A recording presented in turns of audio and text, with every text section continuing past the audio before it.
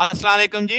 आज का हमारा जो लेक्चर है वो है अल्फ़ान्यूमेरिक कोड्स। इसमें बहुत ही मशहूर एक कोड है जिसे हम एस्की कोड बोलते हैं। उसके बारे में डिटेल में समझेंगे कि एस्की कोड क्या होता है, किन चीज़ों पे मुश्तमिल होता है और फिर उसकी एक्सटेंडेड वर्ज़न भी देखेंगे, यूनिकोड भी समझेंगे क्या होगा। तो अल्फ़ान्यूमेरिक कोड जब हम कम्युनिकेट कर रहे होते हैं तो हमें सिर्फ़ नंबर्स की ज़रूरत नहीं पड़ती। हमें लेटर्स भी देखने पड़ते हैं, सिंबल्स भी देखने पड़ते हैं। तो अगर आप कहें कि अल्फा न्यूमेरिक कोड ऐसे कोड होंगे जिसमें नंबर भी होंगे, अल्फा न्यूमेरिक कैरेक्टर्स भी होंगे यानी लेटर्स भी होंगे और बहुत सारे ऐसे कोड्स में जिनमें हम कहेंगे सिंबल वेरियस इंस्ट्रक्शन यानी जो आप इंफॉर्मेशन कन्वे के लिए हम इस्तेमाल करेंगे। तो ऐसे कोड्स को क्या नाम दिया जाएगा? Alpha numeric code. Alpha numeric code में जो बाइनरी कोड होता है ग्रुप ऑफ एलिमेंट का, उसके कुछ हिस्से कह लें, ग्रुपिंग कह लें, उसमें 10 डेसिमल डिजिट्स भी होते हैं। उसमें 26 अल्फाबेट लेटर्स भी होते हैं, अपर भी लोअर भी। तो 26 और 26 तो 52 हो गए, 10 ये डेसिमल वाले हो गए। और फिर certain number of special symbols होते हैं, जैसे हैशटैग है, परसेंटेज है। तो टोटल नंबर ऑफ एलिमेंट्स जो अल्फा न्यूमेरिक कोड में होंगे वो 36 से ज्यादा है। ठीक है, तो इसका मतलब ये होगा कि आपने जो मिनिमम नंबर ऑफ बिट्स लेनी है वो 2 रेज पर 6 यानी 64 बिट। आप 6 बिट्स का मामला चलेगा, मिनिमम की बात कर रहे हैं, क्योंकि 32 तो इनसफिशिएंट हो जाएगा। अच्छा, अब इसमें सबसे मशहूर, जैसे मैंने कहा, एस्की कोड है, सबसे ज्यादा अल्फान्यूमेरिक कोड में इस्तेमाल होने वाला। एस्की एब्रीवेशन है किसका? American standard code for information interchange. इसको शॉर्ट टर्म में एस्की बोला जाता है। जैसे मैंने कहा अभी कि प्रोनाउंस्ड, इसको हम एस्की करेंगे। तो एस्की एक यूनिवर्सली एक्सेप्टेड अल्फान्यूमेरिक कोड है जो ज्यादातर कंप्यूटर्स और दूसरे इलेक्ट्रिक इक्विपमेंट्स में इस्तेमाल होता है। अब जो कंप्यूटर का कीबोर्ड होता है वो स्टैंडर्डाइज होता है एस्की के साथ ही, यानी जब आप एक लेटर एंटर करते हो तो नंबर या कोई कंट्रोल कमांड, तो वो बुनियादी तौर पे कॉरेस्पॉन्ड होता है एस्की कोड के लिहाज से। तो कंप्यूटर में एस्की कोड जाता है अंदर। अब एस्की में आपके पास 128 कैरेक्टर्स और सिंबल्स हैं जिनको हम 7 बिट बाइनरी कोड से रिप्रेजेंट करेंगे और हम उसमें ग्रुप कर देंगे। 3 बिट का एक ग्रुप होगा और 4 बिट का एक ग्रुप होगा, जैसे आप इस जगह पे देख भी रहे हैं। तो ये जो कोड होगा इसे हम रिप्रेजेंट करेंगे स्मॉल और कैपिटल लेटर्स के अंदर, जिसमें न्यूमेरिकल डिजिट्स भी हैं, पंक्चुएशन लेटर्स भी हैं, ये जैसे ऊपर भी हम डिस्कस करके आ रहे हैं। हकीकतन हकीकतन एस्की जो होता है वो 8 बिट कोड होता है जिसमें मोस्ट सिग्निफिकेंट बिट आपकी हमेशा जीरो होती है। तो इसलिए आम तो असल तो 7 बिट है, मगर एमसीबी जीरो है, वो सबके साथ ही जीरो आनी है आपके साथ। फिर अब 32 जो आपके पास एस्की कैरेक्टर्स हैं जो नॉन ग्राफिक कमांड्स रखते हैं, जिनको आप प्रिंट नहीं करते, डिस्प्ले नहीं करते, वो कंट्रोल पर्पस के लिए होते हैं। और जो रिमेनिंग कैरेक्टर होते हैं वो ग्राफिक सिंबल होते हैं, जिनको आप प्रिंट भी करते हो, डिस्प्ले भी करते हो, जिसमें लेटर्स भी आ जाएंगे, लोअर और अपर केस 10 डेसिमल डिजिट्स आ जाएंगे, पंक्चुएशन साइंस आ जाएंगी, और इसके अलावा जो कॉमनली यूज्ड होने वाले सिंबल्स हैं। तो इसका मतलब आप कंट्रोल कैरेक्टर्स और ग्राफिक सिंबल्स वाले, तो आप एक चार्ट देख लें, नीचे आपको समझ आ जाएगी। अगर आप देखें डेसिमल में 0 से लेकर 127 तक दिखाया गया इस चार्ट के अंदर, तो टोटल 128 हो गए। अब वो जो नेम है आपके पास नल, वो 000 आपके पास, आप देखो 7 बिट्स आपको दिखाई दे रही हैं। तो ये जो कंट्रोल कैरेक्टर्स हैं जो आपको यहाँ पे दिखाई दिए जा रहे हैं, ठीक है। इसमें आपके पास डबल एफ है, डेल है, इस तरह ये मल्टीपल पर्पस के लिए होंगे।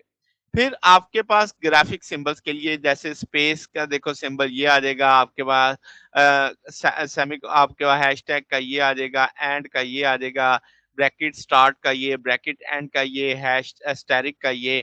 तो ये सो ऑन सो आपके पास सारा कोड चलता चला जाएगा। फिर अब यहाँ पे देखो कैपिटल लेटर्स शुरू हो गए, इसके आगे देखो स्मॉल लेटर्स शुरू हो गए। फिर इसमें आप देखो आपको डेसिमल डिजिट्स भी मिल रहे हैं, आपको सिंबल्स भी मिल रही हैं, यहाँ पे भी सिंबल्स मिल रही हैं। तो इस तरीके से ये एक चार्ट बना हुआ है।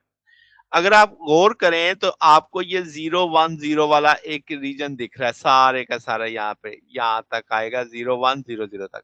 इसके बाद आप देखो ये न्यूमेरिक्स शुरू हो गए तो 011 वाला शुरू हो गया, ठीक है। अब जब अल्फाबेट शुरू हुए तो 100 वाला शुरू हो गया। तो इस तरीके से ये इसके मुख्तलिफ ग्रुपिंग की जाती है। तो अब बगैर याद तो नहीं किया जा सकता इसको, हमारे इसका कोई ना कोई रेफरेंस ही चाहिए होगा।